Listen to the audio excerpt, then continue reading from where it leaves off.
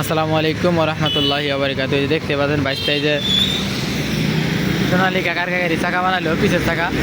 আর এটা মানে গায়ে গাড়ি হইলেও কিন্তু সমস্যা, রিংটা সমস্যা, জাম এগুলাই যে পুরান চাকা কাজ করা কষ্ট। পুরান রিং মানে এটা মানে গায়ে রিং তো, এখানে জাম পাচ্ছিল। এখানে যে লাইট খোলা নেগে নিগে এটা হাফ, এখানে যে স্টিক খুলতে পারে নাই।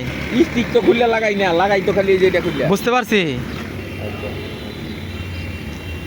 এই গিরি তেল 100 দাও 100 দাও। এই যে এখন হাওয়া দেওয়া হচ্ছে, বাইশটা কাজ শেষ করছে, এখন হাওয়া দেওয়া হচ্ছে।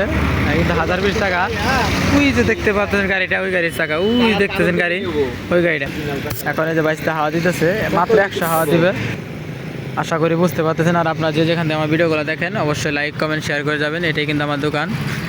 আর যদি ভালো লাগে লাইক কমেন্ট শেয়ার করে যাবেন।